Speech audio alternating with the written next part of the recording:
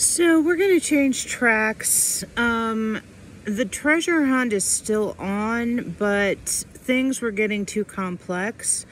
He would literally just have me open up my Bible or have someone send me a verse, and then on the page next to it, he would be like, look at this, look at this, look at this. And it's just too much. But, well, I'll do one last lesson because there's a few more things I want to do, like a summary. I still keep finding so much stuff that this is no way to teach with this camera phone. So we're gonna put that on the back burner for a bit. I do want to talk today about, well, I found a verse the other day when I was researching Proverbs. And it's like you read it and it's so obvious, but your brain just can't wrap itself around the concept. So, like you may have noticed, life is getting more and more absurd.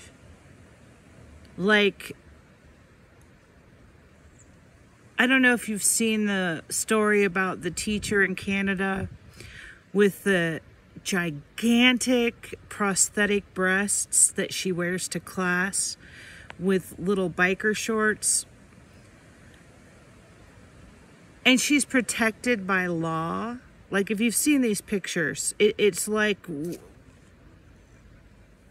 And then we have Biden wandering around on stage, not knowing where to go, fumbling his words. We have Putin, who's, they don't think he's physically well. His legs shake.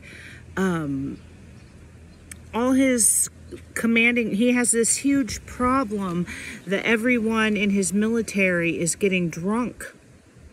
And, they're slurring their words when they're giving speeches or telling their men what to do. And he had me run across this verse and he just laughed. But I wanted to share it with you because watching this all happen in real time, as if it's normal or okay, that these world leaders can hardly function in the midst of huge weather events happening all over the earth, and drought and food supply shortages, and on and on and on. This verse, I saw it the other day and just started laughing. It says, this is Job 13 verse 23. He makes nations great and destroys them. He enlarges nations and disperses them.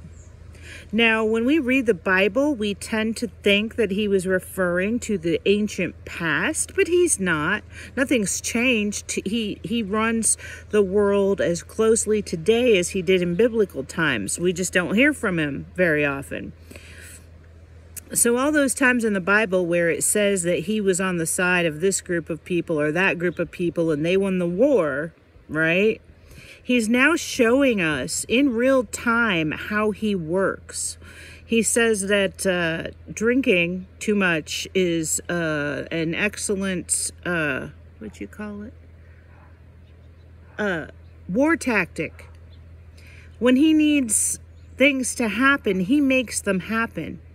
These men cannot resist drinking right now. Anyway, then listen to this. He deprives the leaders of the earth of their reason. He makes them wander in a trackless waste. Then listen to this. They grope in darkness with no light. He makes them stagger like drunkards. If you saw Biden this past week, He makes them stagger like drunkards. It is very frightening to think that the United States of America is being run by a man who can't find his way off a stage. But this is what he needs. When he said, you know, we're starting to be able to see all the avenues he's attacking the world for these end times. We have the social justice stuff. We have the environmental stuff. We have the supply chain stuff. We have a president that's of questionable ability to do anything. We have Putin, who is being led on this hopeless. I mean, it appears totally hopeless, and yet he just made it so that he's conscripting 300,000 men into the military who don't want to be there. Like, it's almost laughable. So,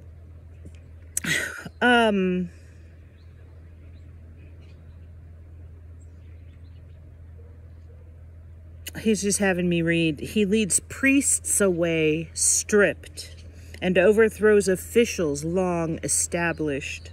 He silences the lips of trusted advisors and takes away the discernment of elders. Sometimes me and my mom will be watching the news and it's just like, why isn't anybody doing anything?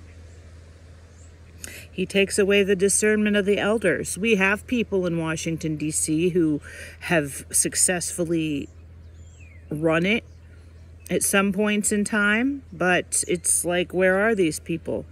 Anyway, so I wanted to point that out, that even though it's frightening to watch our world turn into like some kind of sideshow, it's definitely most absolutely written and designed by him. He says, out of all times in history, this end times that we're in is the most highly written period ever. He is going to get so much battle out of these end times that almost everything is choreographed, meaning he wrote what's going to happen to you on a minute-by-minute basis. We do have free will in how we react to what's going on around us, but if he has written a story where someone impacts you or you have to do something, time just keeps spinning and you have to go do it. And there you are. And next thing you know, you got a problem. And then you deal with it. He gets battle out of you and we move forward. I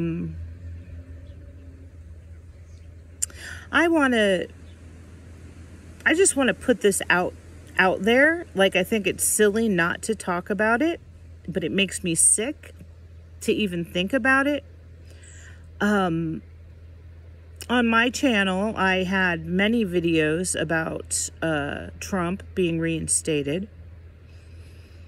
And all of the prophets that he has said are as legitimate as they come. The main prophets, Kent Christmas, Chris Yoon, Robin, Hank, they all were given the prophecy that Trump would be reinstated. And when this first came about, he told me that he had 4 years to do it in and everything else. And he'd tell me these stories about how it would work out. Trump needed to be in the White House at the end, so he needed to wait while Biden had like 3 years or so in office. And then, but you know, at this point, I don't give many prophetic words anymore because I don't know if he's just playing a game Like, if he would have lied to all those prophets about Trump, he would have to have had a very good reason. Because I know, like, Chris Yoon is, like, under constant attack. It's just been so frustrating to have had him say all this stuff and for other prophets to essentially put their entire reputation on it. It's not that they could have helped releasing it. Like, if you're going to release something, he's going to release it, whether it's correct or false prophecy. If it is false prophecy, he has a reason for it, especially right now in the end times. He's got all these games going on with Satan and deceiving the enemy and stuff. So sometimes I think, like, I'm a nobody. My channel's nothing. There's no... Whether I said Trump was going to be reinstated and there would be fraud doesn't really matter. But these other guys, they have followers. They have churches. And here we are. And I haven't heard a word about Trump in at least maybe 7, 8, 9 months. It's just like, oh, well, I don't know. A part of me thinks it might still happen. But then this other part of me knows for a fact now that he has no problem giving false words to people.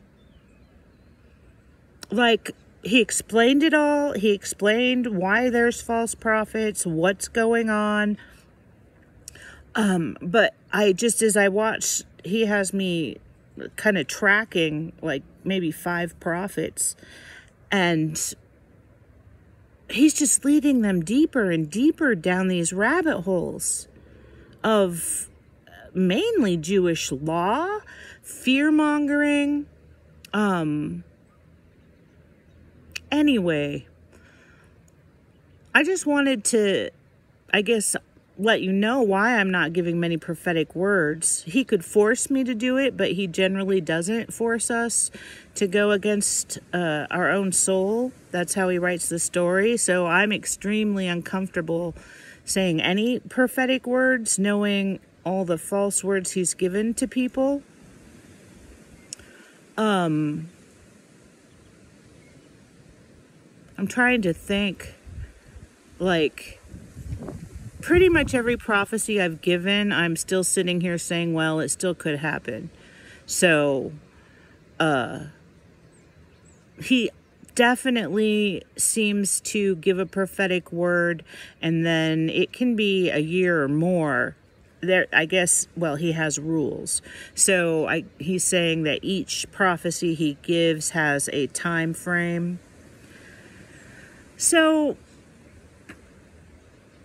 like, it might have to be 3 months before the event, a year before the event. It might have to be said so many times by so many people. It's complicated. He has all these rules, and prophecy is really, really complicated. It's just really, really complicated. We can't understand what he's doing in the spiritual realm. Like, he has a reason for everything. He does not create without a reason. When people say everything happens for a reason, that could not be more true. Not necessarily reasons you're going to like, but they're all supposed to end in our benefit. So, do you want to say anything?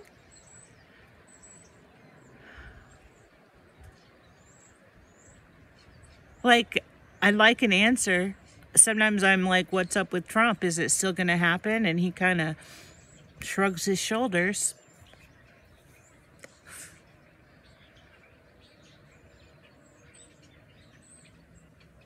like, that's one of the hardest things about this, is that he has made a fool out of me so many times. And I don't even, who's watching me? My family, who think horrible things. And even sitting here talking to you, I feel like, what in the heck am I talking about? Why am I talking about God as if this is normal? Oh, he said Trump was going to be reinstated, and now he's not, and he told hundreds of people, and he had hundreds of people show up in Washington, D.C. He had prophets book flights there the night before. And then we had January 6th. Oh, I don't think I've ever said what was going on in my house during January 6th. That was a crazy day. That was crazy. When they broke in, he was like giving me visions of how the angels were assisting everybody with getting in. And then he made me read Revelations really loud. I think it was Revelation 16. I heard a trumpet. Like, I thought big things were going to happen. All the prophets had been brought there. Like, it was going to be, whoa. And here we are. Now, I even understood at the beginning of this when Biden did get into office, he pointed out how that was a necessary thing that people had to see. People have to witness the effects of the direction we're headed in, this wokeism, this misplaced compassion and love.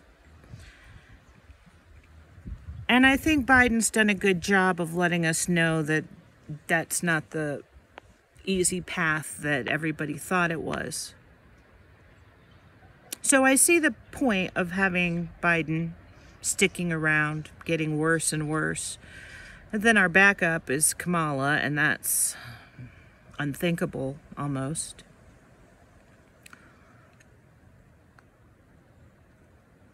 So he says he has nothing to say. He's not having any free will right now in my particular story. He just has to, I guess he got owned by Hasatan. Like, he's been thinking all this time that the story was going to go one direction. Like, he told himself that the story, he gets an inkling of the future if he wants it. And anytime he would access it, it went a certain direction. But now that we have gotten to that point in time, Hasatan, who is the adversary, which it's really him, Hasatan, he's showing me an image of him having his arm behind his back, like it's being twisted. Like Hasatan got him in a special chokehold or something, and now he's stuck there until something happens that moves this in the opposite direction. And I used to get excited. I'd hear prophetic words, and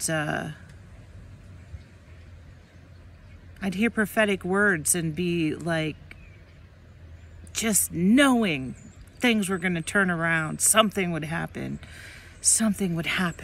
And here we are. I don't know. I mean, you look like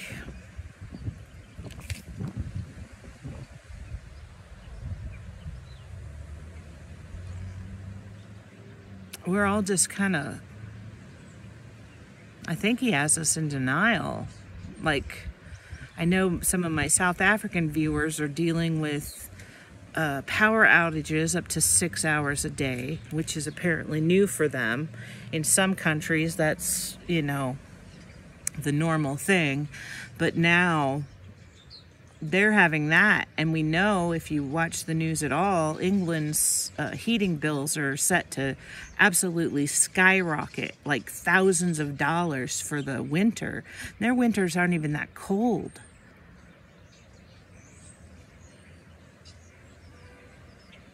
All this is happening, and we're just sitting here talking about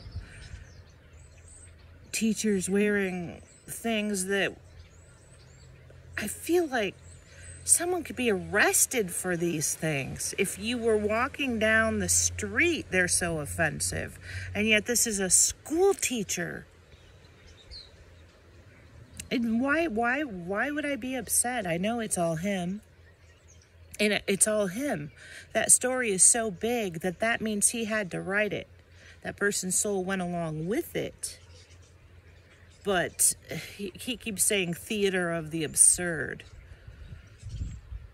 Look that up if you're interested. He's creating this theater of the absurd. Like, we're engaging in behaviors and mindsets that are insane, that go against everything rational, and we're totally controlled by this spirit of political correct wokeness. It's crazy. That's his power. There's no reason to get upset. I guess I'm upset for all those kids that have to process this, and what kind of anyway, it's just a lot going on in the world. I just asked him if he wanted to say anything. He shook his head no. Well, I mean, he might say hi.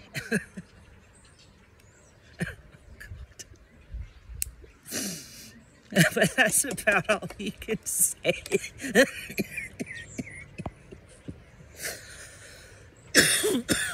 Oh, he's back. I had some other information I wanted to share.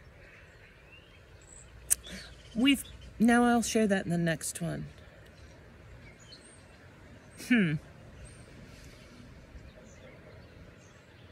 It's been pretty slow over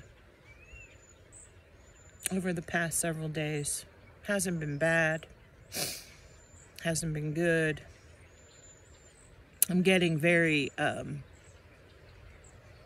like internally anxious that this is just going on and on and on and on and on and on. I haven't even looked at how many days it's been. Bat Lover hasn't reminded me lately. We should be at like 760, 50. I don't know. And ew. Something just flew out of the sky.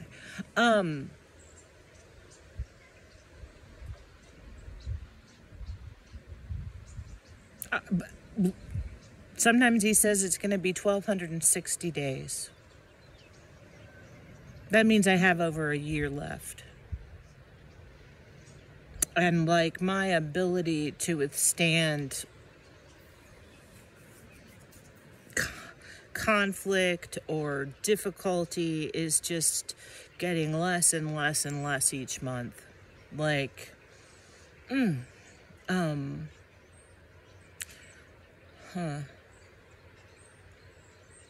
Thought he told me something cool recently, though.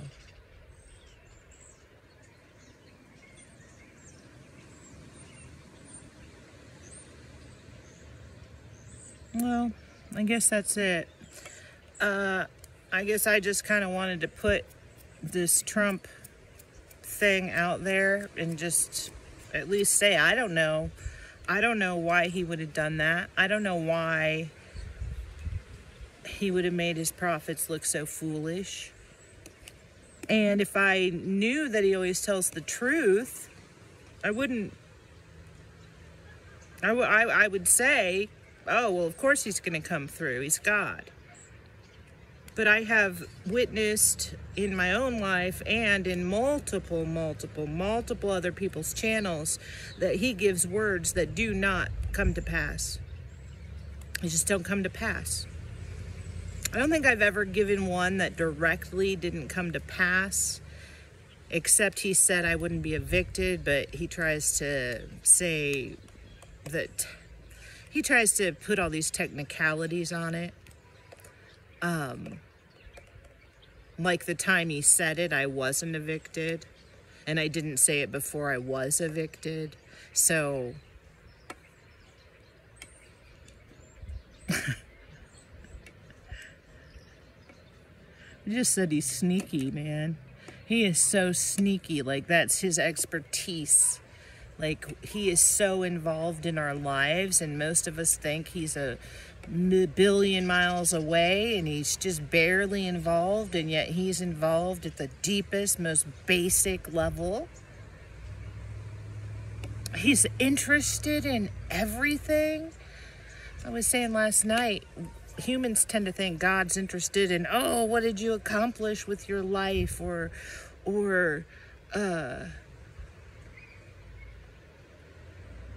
what did you do, or who did you become? And it's not like that at all. He's like, sometimes, you know, someone has a wonky tooth, and every time they look in the mirror, they kind of feel bad, but then turn it around, and he loves that. And he'll just smile and smile and smile. He loves our flaws. He doesn't love wickedness ever. But most of the things his children do aren't wicked. They're just like, we're far from home, man. We're far from home. We don't know what we're doing here. We're all doing our best. We're all trying to figure things out.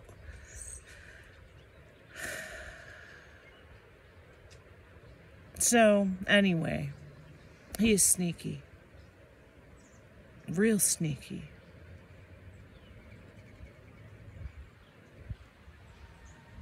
Anyway, it's a beautiful day. It's been rather cold lately, or the past 2 days. I was a little sad. But it's beautiful again. So I'm going to enjoy the rest of the afternoon reading. I think we're kind of working on Job,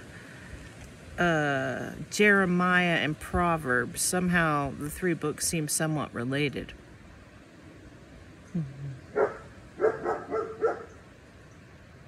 Anyway, thank you all for your continued support.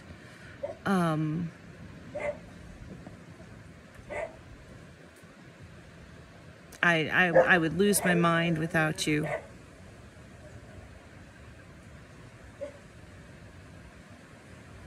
I'm just thinking of how much some of you have meant to me.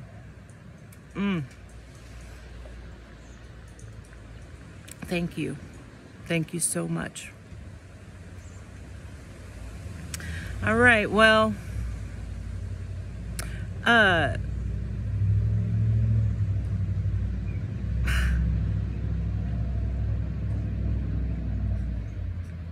he doesn't want to say anything. He's just messing with me.